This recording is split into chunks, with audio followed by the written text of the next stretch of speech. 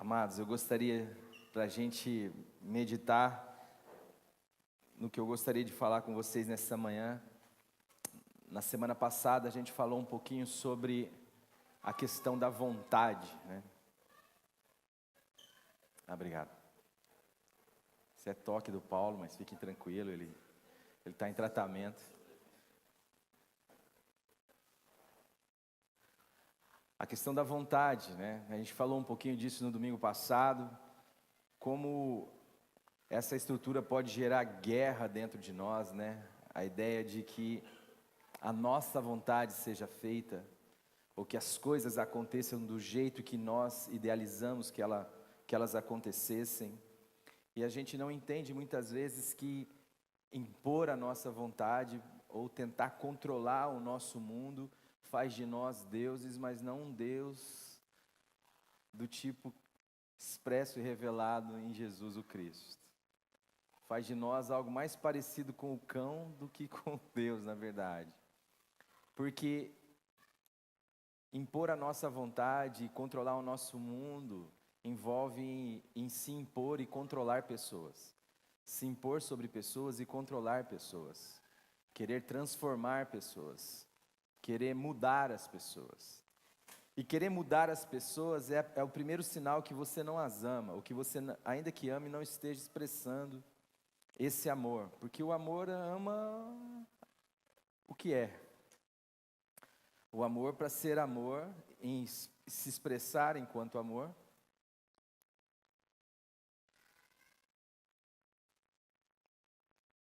precisa amar a gente como a gente é. É por isso que a palavra de Deus vai dizer que Deus prova o seu amor para conosco, em que Cristo morreu por nós, sendo nós o quê? Ainda pecadores. Não precisou que a gente mudasse, porque esse normalmente é o discurso da igreja. Quando você mudar, a gente vai, prega lá para a prostituta e diz que quando ela mudar, ela pode vir para cá com nós. Caso contrário, enquanto isso, ela não venha fazer parte do nosso grupo, porque nesse lugar a gente só aceita gente que tenha esse formato. Então esse amor, ele fica sempre um amor sob júdice. Ele é um amor que não está muito bem comunicado, né? E a nossa determinação vira birra. Então quando a gente até apresentou a questão relacionada a Jesus como tendo uma vontade distinta da de Deus, né? Da do Pai. Eu não quero beber esse cálice, mas essa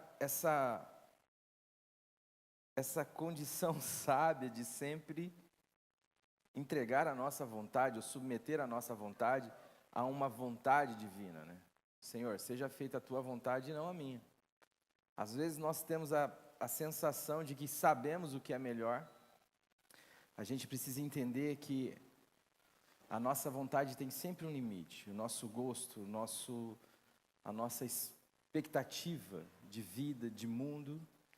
E isso é importante a gente falar agora, porque é exatamente essa expectativa gerada por uma ideia que passa por um desejo, ou seja, por uma vontade, que faz com que muitas vezes a gente passe pela vida negligenciando um princípio muito simples das Escrituras. A questão da vontade e da vontade frustrada leva a um segundo momento. E esse segundo momento é o que a gente quer tratar aqui hoje. E para falar sobre o que a gente quer falar, eu quero ler com vocês 3 textos. E o primeiro deles está em Mateus, o capítulo 6, o versos 22 até o verso 22 e 23. Posso ler, não? São os olhos a lâmpada do corpo. Se os teus olhos forem bons, todo o teu corpo será luminoso. Se, porém, os teus olhos forem maus, todo o teu corpo estará em trevas. Portanto, caso a luz que em ti há sejam trevas, que grandes trevas serão. 1 Tessalonicenses, capítulo 5,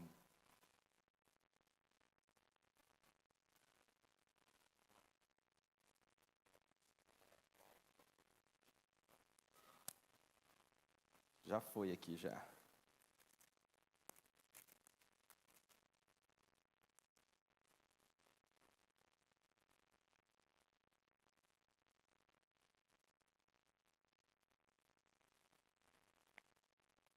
Tessalonicenses capítulo 5, verso 16.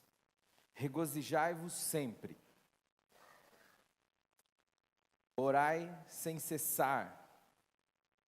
E em tudo dai graças, porque esta é a vontade de Deus em Cristo Jesus para convosco.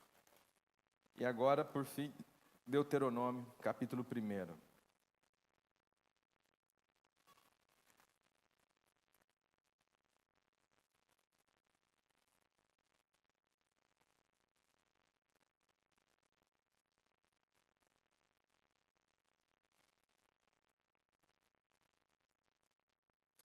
A partir do versículo 34.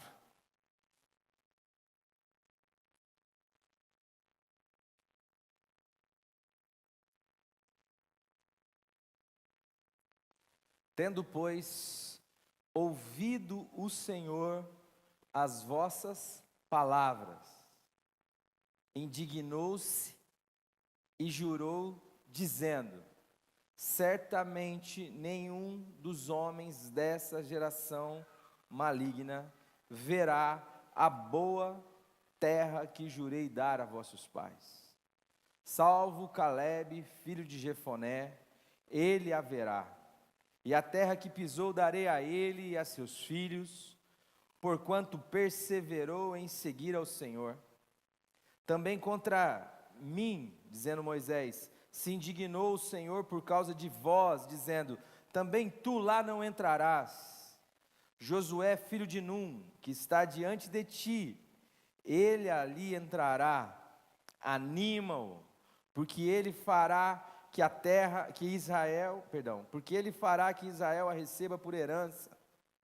E os vossos meninos, de quem dissestes, por presa serão, e vossos filhos, que hoje nem sabe distinguir entre o bem e o mal, esses ali entrarão, e a eles darei a terra, e eles a possuirão. Porém vós virai-vos e parti para o deserto pelo caminho do Mar Vermelho. Santo Espírito, essa é a tua palavra, por isso, em nome do Senhor Jesus, nós queremos nos entregar ao Senhor, aos teus cuidados, tanto para pregar quanto para poder ouvir. Opera em nosso meio por meio da tua palavra, em nome de Jesus. Bom, o texto vai dizer que Deus escuta algo, ele ouve algo, e isto que ele ouve causa nele uma indignação, a ponto dele jurar algo também. Deus se indignou, o Deus das Escrituras é o Deus que fica indignado. E o que causou esta indignação no Senhor? Bom, nós temos aí um timeline de quase 40 anos, em que Deus se manifesta de uma forma esplendorosa a um povo, que vai desde a sua formação, desde a sua geração, até um momento épico, um momento incomum, um momento sem par na história desse povo, que é um momento em que Deus interage com o propósito de pôr em liberdade aquele povo, um povo que já está há mais de 400 anos dentro de um sistema opressor, onde eles são escravos do Egito.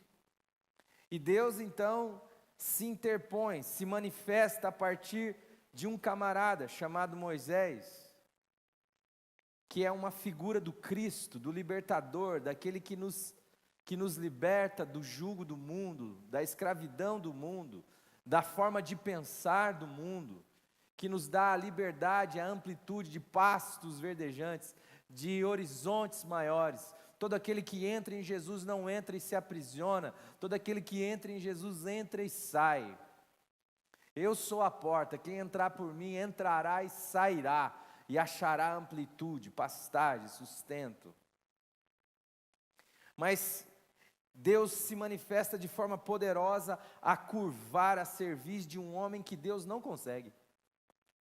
Porque mesmo depois que, por medo, este homem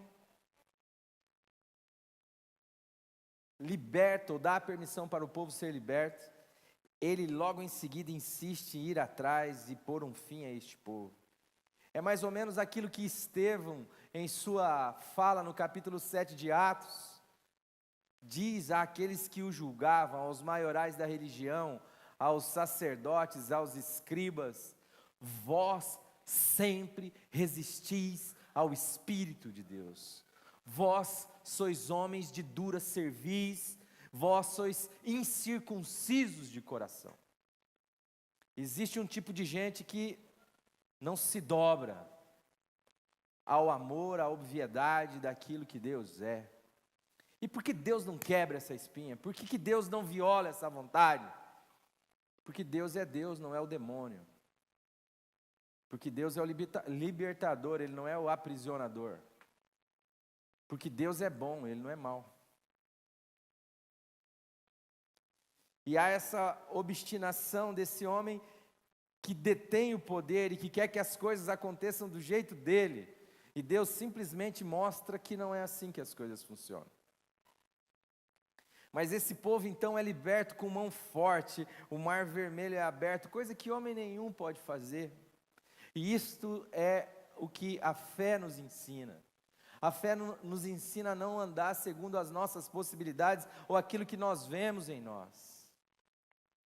Quando Moisés está diante do mar, na frente tem o mar, atrás tem Faraó chegando com o seu exército. Ele tem duas posições a tomar. A primeira delas é, de um lado, se achar capaz em face de tudo que Deus fez através da vida dele, e achar que pode abrir mar. Muita gente vive a fé nessa perspectiva, se achando que pode fazer, eu faço, eu aconteço, Deus é comigo. Não é assim. Ou você olhar para você e ver com clareza, dada pelo Espírito, de que você não pode abrir mar, e ficar parado esperando a morte chegar. Deus passa a ser eu mesmo. Aquilo que eu posso, Deus faz. Aquilo que eu não posso, Deus não faz. Mas a fé é alguém que com clareza entende que não pode, mas sustentado pela palavra de Deus, anda na direção daquilo que Deus falou para andar, mesmo que pareça impossível. Então eu atravesso a extensão da praia e toco o cajado e o mar se abre e o povo passa como quem passa em terra seca.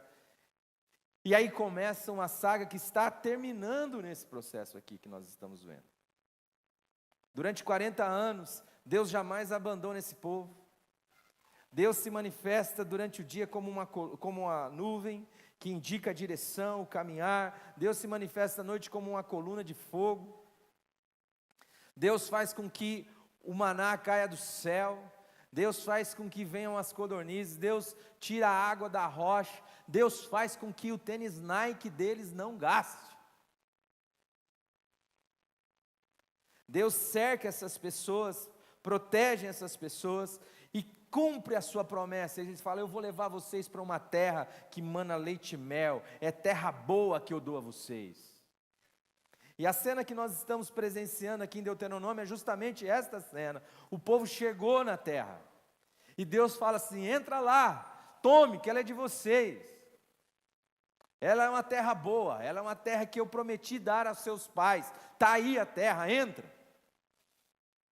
É nesse momento que o processo de autoproteção, que faz com que a gente desconfie de Deus o tempo inteiro, se manifesta através desse grupo, da grande maioria desse grupo, que diz assim: não vamos entrar. Mas Deus não está mandando entrar? Mas nós não somos tontos de confiar em Deus.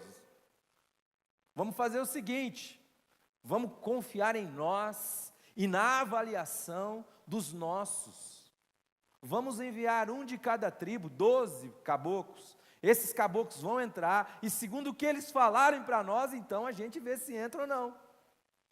E os caras vão lá, e os caras olham, e a terra mana leite e mel. Os caras, para trazer um cacho de uva, 2 caras, um em cada ponta de uma haste, o negócio aqui no meio, os caras carregando aqui.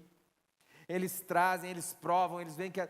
Mas eles têm uma fala, eles falam assim, ó, cara, a cidade, elas são... Os muros delas chegam até o céu. Os cananitas são bombados, os caras são malhadão, eles parecem os caras do 300, e fora isso tem os descendentes dos anaquins. Tem uns caras fora do normal lá, os caras são grandes. Segundo eles olham para a gente, nós parecemos para eles gafanhotos. E segundo nós também, quando a gente olha para eles, a gente se sente igual. E essa é a fala dos caras, mas tem 2 retardados mentais ali, 2 problemáticos, que não comeram da árvore do conhecimento do bem e do mal, talvez. Entendam aqui a alegoria. E que os caras falam, não vai dar nada. Deus vai nos dar a comer esses caras como quem come pão. Nós vamos entrar lá. E aí começa uma ladainha, começa uma falação assim: acaso não se derreteu no o nosso coração enquanto eles traziam o relatório, quando eles falavam isso para a gente? Deus nos odeia, Deus nos trouxe aqui para morrer. Quem dera se tivesse nos deixado lá no Egito, lá a gente tinha isso, tinha aquilo. E aí Deus fala, viu, vocês não percebem como eu fui com vocês? Como eu peguei na mão de vocês, assim como um pai que pega um filho pela mão, e eu fui trazendo vocês até aqui. E o que esses caras começam a manifestar é uma ingratidão. Por quê? Porque eles têm uma expectativa frustrada. Eles querem viver no mundo dos homens caídos e querem que não aconteçam aqui lutas, querem que não aconteçam aqui guerras. Deus serve para me proteger, Deus serve para que tudo aconteça do jeito que eu quero, Deus serve para que a minha vontade seja feita, e desse modo a religião é construída, e a fé, ou a pseudo-fé é exercida. A fé é esta condição que eu tenho de birra, de fazer com que Deus faça o que eu quero. Isso que chama de fé. Você quer que a sua empresa cresça? Você não tem fé, irmão, você tem que ter fé. E você vai para Deus, e você faz a campanha dos 318, dos 419, dos 522, das 7 semanas, das 22 semanas, e vai fazendo coisa, até Deus falar, eu não aguento mais, dá o que esse cara quer, pelo amor de Deus, pelo amor de mim mesmo.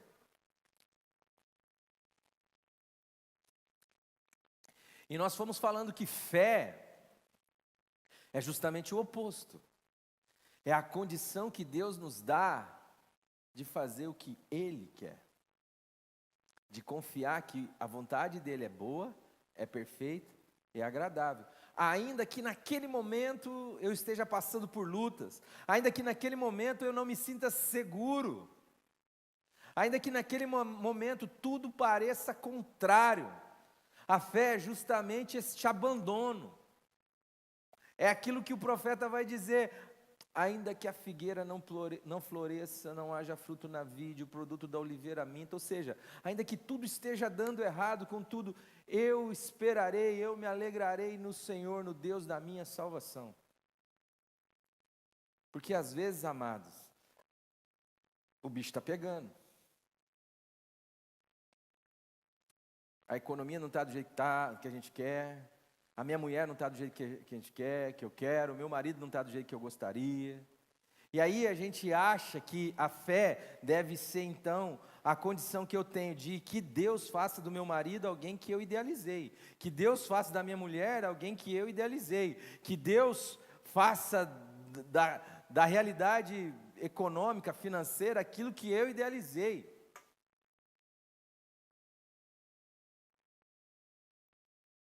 Eu já contei essa historinha aqui umas 80 vezes, mas hoje vai ser a 81ª. E ela ilustra bem esse processo, que é um pai que descobre um problema de autismo no filho.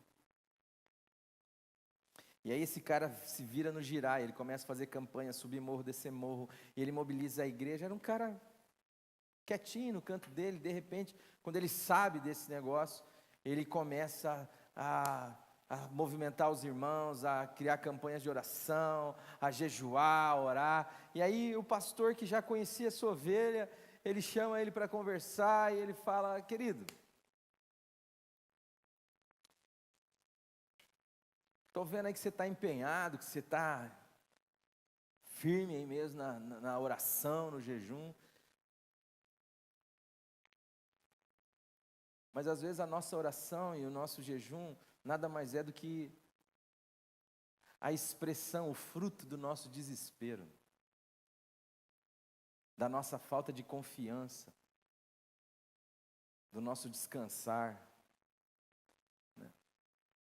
E aí ele fala com esse rapaz, e até que pelas tantas lá no aconselhamento, ele diz assim: viu, eu quero que você seja sincero comigo, verdadeiro comigo. Já que você está nessa pegada aí espiritual e tal, se filho fosse escolhido em prateleira, você teria escolhido esse filho? E aí ele diz assim: não, pastor, não teria escolhido não. Aí o pastor disse assim: então talvez não seria o caso da gente orar a Deus, fazer campanha, jejum, oração, para que Deus dê um filho melhor para você, não é verdade? Um filho sem autismo, né? Talvez seja melhor a gente orar a Deus pedindo para que Ele dê um pai melhor para o seu filho. Porque às vezes nós queremos mudar a circunstância e Deus quer nos mudar. Porque às vezes o nosso comportamento é adequado, mas o nosso bom comportamento nos distancia da imagem da semelhança de Deus, nos deforma enquanto pessoas, porque a gente começa a querer controlar. E aí, o que está agravando o coração de Deus é justamente que Deus, depois dessa história, chega diante desse momento tão crucial. O povo é ingrato, o povo não agradece.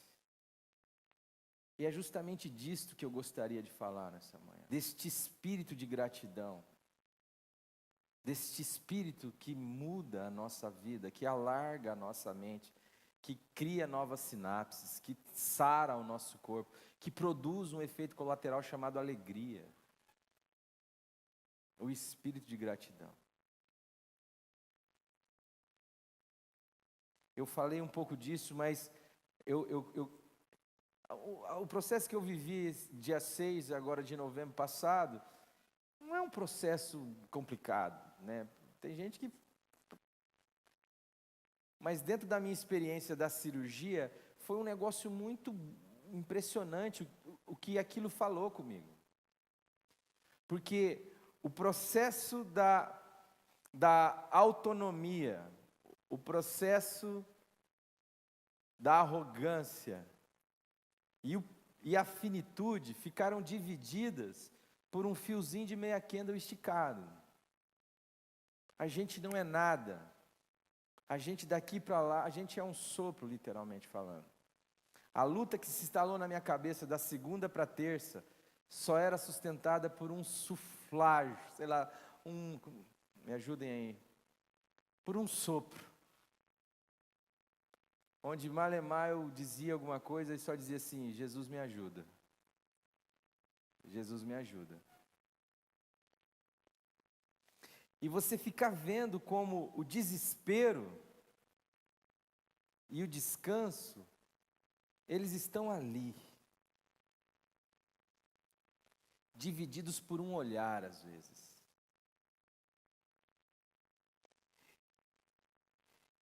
E aí eu comecei a lembrar do Nono, eu contei. O Nono morre com 95 anos, e nos últimos dias de vida, a única coisa que ele queria sentir era a água passando da boca pela garganta. E eu lembrei da Thaís, uma amiga nossa que teve que tirar o intestino, onde depois de 4 meses sem poder comer,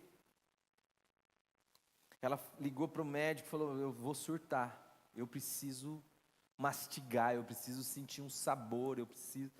E a médica: não pode, não tem como, não sei o quê. Até que lá pelas tantas deixou ela comprar um marmitex, onde ela dava uma colherada,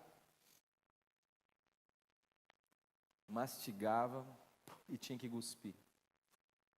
E a gente bebe água, a gente come picanha, a gente come cuiabana, e a gente age como se tudo isso que está à nossa volta fosse acaso, fosse fruto do nosso braço. A gente acha, sinceramente. Quando o seu pão é fruto do braço, esse pão é seu, esse pão você não agradece, esse pão você não divide. Quando alguém come desse pão, você fala: ô, esse pão é meu. Mas por que é seu? Porque eu comprei, trabalhei, meu suor, tal.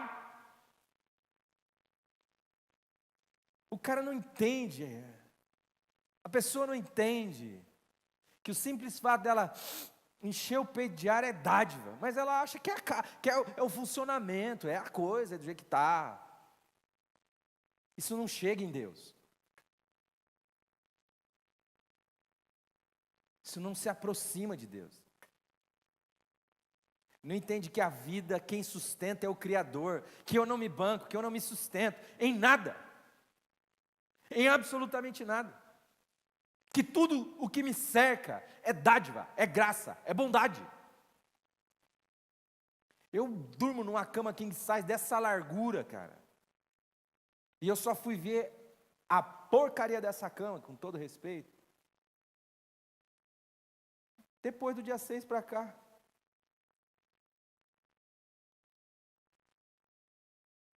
Eu estou deitando naquela cama, sei lá quantos anos, e eu me acostumei com a bondade.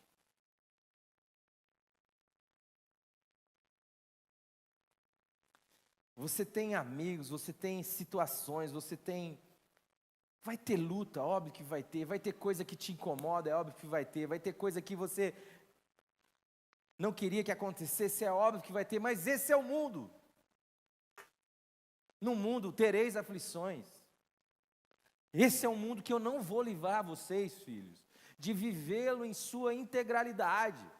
É por isso que quando Paulo fala tudo posso naquele que me fortalece, ele está falando desta vida que não me poupa de absolutamente nenhuma de suas dimensões. Eu sei ter alegria, eu sei ter tristeza, eu sei ter fartura, eu sei padecer necessidade, eu sei ser honrado, mas também faz parte desse mundo ser humilhado, faz parte desse mundo viver, faz parte desse mundo morrer. Esse é o mundo. O que Deus fez é não nos deixar à mercê desse mundo, mas entrar no mundo, entrar na nossa história, intervir, ser solidário conosco, sofrer, tomar tapa, para que você e eu pudéssemos ter um olhar diferente. E a ressurreição é essa, para que você e eu pudéssemos ter esperança. Agora, o texto que nós lemos aponta para uma realidade onde o texto de Mateus 6, a partir do 22, vai dizer que se os teus olhos forem bons, todo o seu corpo será luminoso. Mas se os teus olhos forem maus, todo o seu corpo estará em trevas, e quão grandes trevas serão. Esses caras aqui não conseguem ver mais nenhuma bondade na ação de Deus. Não conseguem olhar para as sandálias que é impressionante. Eu estou aqui há 40 anos andando na areia, lixando ela, e ela não gasta, mas é assim mesmo, parece. Aquilo que é absurdo, aquilo que é grandioso, passa a ser banal, comum, passa a ser pão vil. Porque é isso que os caras diziam do maná. Pão vil. É isso que tira a santidade do processo. E aí Deus fala, cara, sabe quem vai entrar lá? Vai entrar esses dois retardados aí do Josué e do Caleb, porque paradoxalmente a tudo que eles veem, e paradoxalmente a expectativa que vocês geraram de um lugar bom, eles confiam em mim. E quem vai entrar são aquelas crianças que vocês diriam que seriam comidos pelo bicho nesse processo. Essa molecadinha que saiu e que vocês falavam, vai morrer tudo, e que não morreu ninguém. Porque eu fui amparando. E sabe mais quem vai entrar? Quem não sabe discernir o certo do errado. O texto diz assim: e vossos meninos, de quem dissestes, por presa serão, e vossos filhos, que hoje nem sabem distinguir entre o bem e o mal. Esses ali entrarão, e a eles darei a terra, e eles a possuirão. Gente que não vive das suas avaliações, gente que não vive do certo e do errado, gente que vive da dependência de Deus. É gente que não confia no próprio braço, é gente que confia na loucura do Evangelho, é gente que se tornou sensível ao favor e à bondade de Deus, é gente que percebe em cada situação bondade. Isso depende de um olhar, de como são os nossos olhos.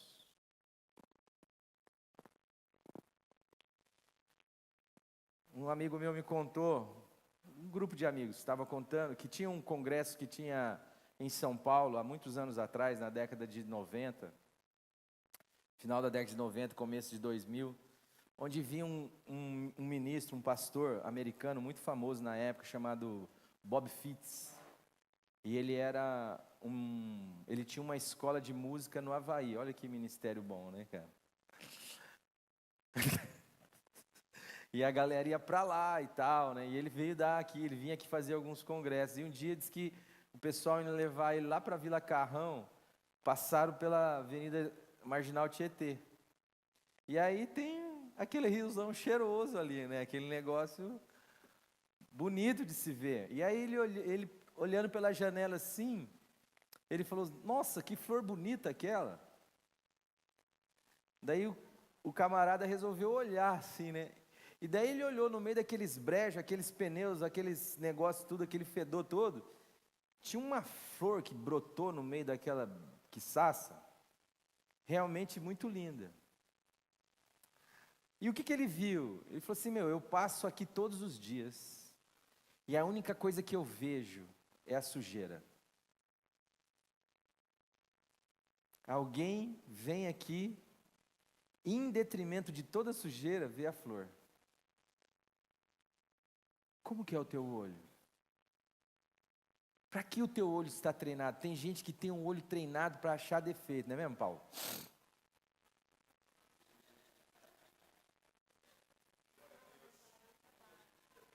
Fala, Jeová.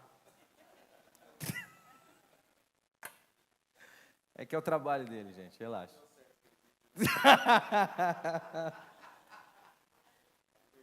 É piada interna. Mas às vezes o nosso olho, naturalmente, nesse mundo, ele é treinado para ver a coisa ruim. A gente tem dificuldade em ver na situação qualquer coisa boa. Os nossos olhos, eles têm uma predileção. Tanto é que a coisa mais linda que eu vejo às vezes é o pai pegando o filho. Não, perdão, irmão, peço perdão. Não, peço perdão. Meu óculos estava aqui, ele pensou assim, ó, não vai ficar legal no vídeo. Aí ele veio aqui e tirou, tá entendendo? Agora ele está devolvendo, deu. Às vezes você passa ali perto do aeroporto, tem alguns pais com os filhos na cacunda, assim, vendo os aviões subirem. E eu acho essa imagem muito linda, assim. Mas você já viu alguém noticiando isso? Você vê notícia de avião que cai, de avião que sobe, não dá notícia. Às vezes a gente vai vivendo essa estrutura, mas a palavra de Deus fala que é para a gente se transformar. Se transformar como? Renovando o quê? A nossa mente. Aprendendo a valorizar as coisas a partir de Deus. Eu sei que tem coisas ruins acontecendo na sua vida, mas é assim que é. Mas existe um bem possível, uma escolha possível, uma flor no brejo, algo que você pode fazer, e que você pode ver, que vai gerar em você uma coisa boa. E aí o texto de Tessalonicenses diz assim: alegrai-vos. A alegria é fruto de um coração grato. De um coração que consegue perceber bondade naquilo que Deus está fazendo, mesmo em situações difíceis. Então, esse casal de amigo é muito precioso para mim. E essa semana eles foram na minha casa e eu sentei com o Juninho. E aí a vida do Juninho não está muito fácil, cara, porque ele tem que trabalhar, ele tem que cuidar da esposa, ele tem que cuidar dos filhos.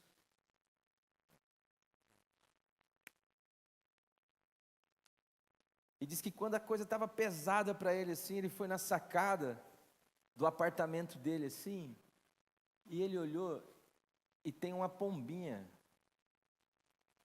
que faz o ninho na sacada do lado. E o rolê dela é cuidar daqueles ovinhos. E ele falou assim: obrigado, Senhor. Obrigado por quê, irmão? Sua mulher está com câncer. Obrigado por quê, irmão? Olha quanto problema você está vivendo aí, cara. Você trabalha hoje 40% do que você trabalhava, você ganha menos do que você ganhava. O que você está agradecendo? Obrigado, Senhor, porque o Senhor me dá a condição de, mesmo numa situação difícil, poder ter esse tempo com a minha esposa, poder cuidar dos meus filhos, poder ter saúde, poder ter um trabalho, poder ter essa consciência. Eu quero te agradecer, Senhor. Às vezes o nosso olhar é a Deus, a Deus, a Deus, a Deus, a Deus, a Deus, a Deus.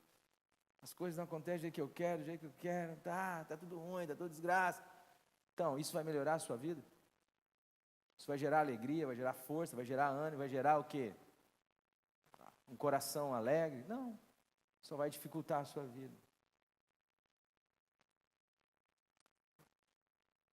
Tessalonicenses vai dizer: orai sem cessar. Alegrai-vos, orai sem cessar. O que é orar sem cessar, gente? É quando a cabeça deixa de funcionar nessa esquizofrenia básica, onde o lado direito não conversa com o lado esquerdo, ou às vezes conversa demais um com o outro, um querendo convencer o outro. É o diabinho de um lado, o anjinho do... Orar sem cessar é quando a gente aprende a pensar em Deus, onde os nossos pensamentos são construídos num ambiente da graça divina, onde eu posso trocar ideia com Deus. Eu estou trabalhando, eu estou correndo, eu estou namorando, eu estou estudando, eu estou não sei o que lá, Deus, Deus, Deus, Deus, Deus. Orar sem cessar não é para você, é esse ambiente da vida enquanto oração. E a oração, você comunica algo muito simples para Deus quando você ora, mesmo sem sabendo orar, mesmo Ele sabendo o que você vai falar, mesmo não sabendo pedir. Quando a gente vive no espírito da oração, você dá esse seguinte comunicado para Deus: eu não me basto. Quando você entra em qualquer processo fora dessa realidade, você está dizendo assim: deixa comigo. E deixa comigo gera uma coisa chamada idolatria. Toda idolatria religiosa é, em última instância, uma idolatria de si. Eu acredito que estou certo. Eu acredito que sou absoluto nas minhas vontades, nos meus pensamentos, nos meus desejos, nos meus valores. Esse projetinho Gerando Paz, uma hora vocês entram lá, bacana. Mas é interessante porque quando um pai vem falar comigo, ele tem uma ideia muito clara assim para ele, que ele não consegue perceber. Ele chega às vezes e fala assim: eu não sei onde eu errei. E sabe por que ele não consegue achar o erro dele? Porque os valores dos seus pensamentos estão absolutizados. Ele vai conferir o que fez, se o que ele fez está de acordo com os valores que ele carrega na mente. E uma vez que está de acordo com os valores, ele fica angustiado, porque ele fez tudo certo, mas deu errado. É porque os valores não estão sob júdice. Os valores não são questionáveis.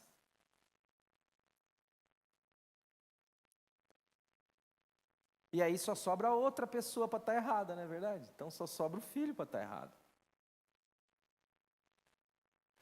Mas às vezes você está agindo a partir de um princípio, de uma ideia, de um valor, que você precisa colocar do lado de Jesus, levando cativo esse pensamento à obediência de Jesus Cristo, e saber se há razão, se há relação. Então a mãe me chega e diz assim: eu não sei onde eu errei.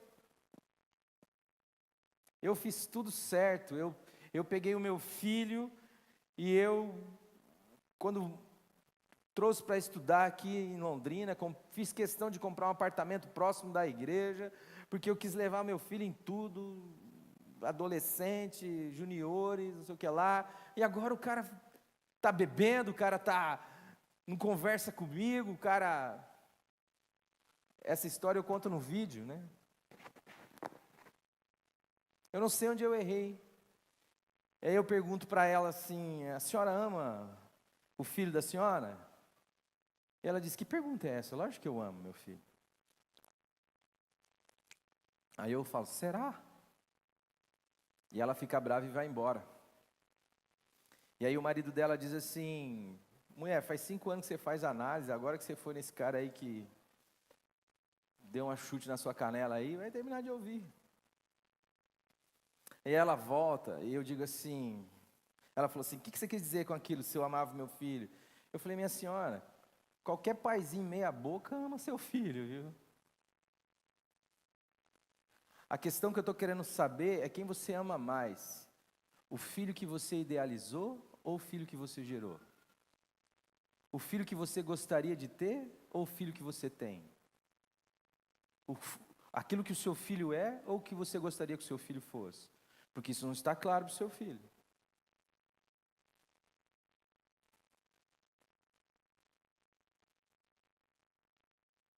E daí como é que esse cara sobrevive? Sabendo que a pessoa que ele mais gostaria de agradar é, na verdade, o sinal da sua falência.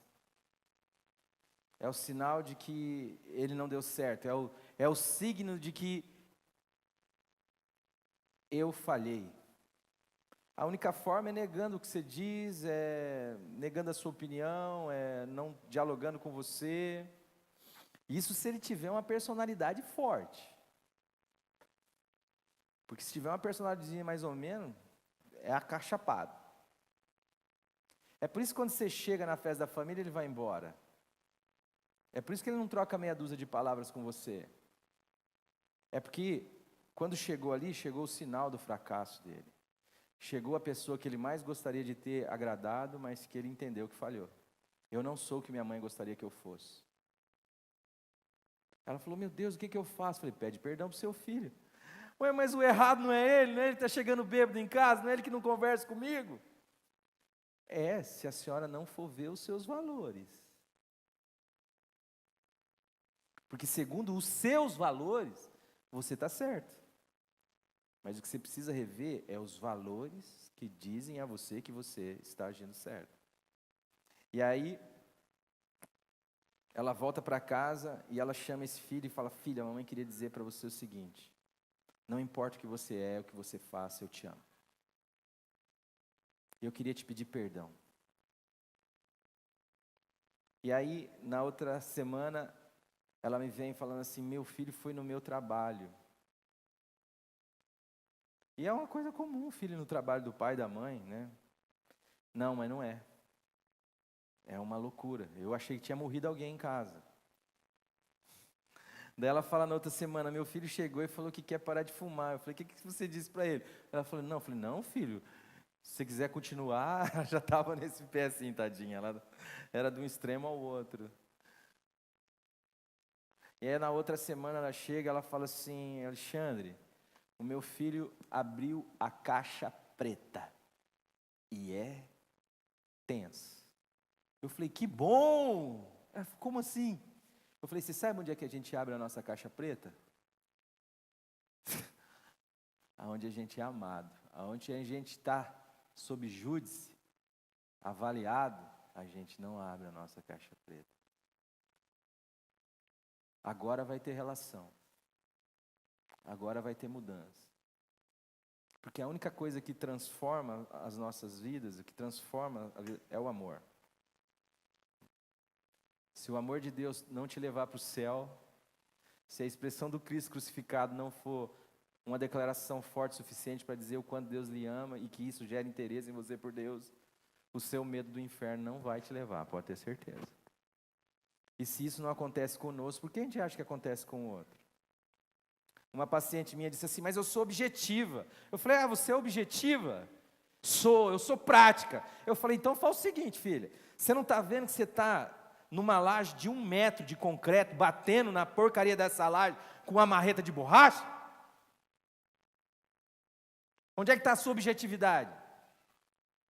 Você não está entendendo que você vai ficar a vida inteira e não vai conseguir o que você quer? A outra diz assim, o meu marido, que é um guarda-roupa de correr, e o marido tem mania de deixar uns 3 dedos abertos, mas nós somos fogo mesmo, né, cara? E a mulher fala, fecha essa coisa, fecha essa coisa, fecha essa coisa. Ela volta, tem lá um palmo aberto lá. Aí ela fez um cartaz lá, toda vez que ele puxa a porta tem um cartaz, fecha até o final. Daí ele falou assim, tira esse cartaz. Ela falou, não vou tirar, enquanto você não fechar. Eu falei, tá, é isso aí mesmo que você quer. Celebrar o marido você não quer. Ver o quanto o marido é bom, você também não... Você acha que isso aí vai mudar ele? Você acha que isso aí vai facilitar a sua relação? Você acha que... Então é assim que a gente pensa. Vamos mudar o outro na marretada. Valor. E aí o texto vai dizer assim, e em tudo dai graças, porque essa é a vontade de Deus para vós outros. Repita comigo, igreja. Em tudo dai graças, porque essa é a vontade de Deus para vós outros. Em tudo dai graças, porque essa é a vontade de Deus para vós outros. Em algumas coisas dê graça. Vontade domingo passado. Um coração grato hoje. A gratidão. O que transtornou o coração de Deus é ver gente insensível para toda a bondade de Deus sendo dispensado a um povo que não consegue mais encontrar no bem de Deus o bem de Deus. A razão para agradecê-lo. Isto é um sinal de que você está se divinizando, de que eu e você estamos achando que tudo que acontece à nossa volta tem a ver conosco mesmo, e que portanto eu não tenho que agradecer a ninguém. É igual o pão que eu disse. Aos poucos o nosso coração vai sendo convencido disso. Você não precisa nem pensar muito sobre isso. Aliás, o que o cão quer é que você não pense sobre isso. A ideia do homem avaliar a si mesmo, né? Amados, um coração grato, um coração agradecido. Essa é a vontade de Deus, em detrimento das circunstâncias, que podem ser difíceis. Eu sei que podem. E sabe por que eu sei? Porque Deus falou que é assim que seria. Ele não prometeu algo diferente. Mas mesmo em situações difíceis, nós podemos escolher um bem possível. E ele começa por um coração grato, por alguém que dá graças e agradece ao Senhor.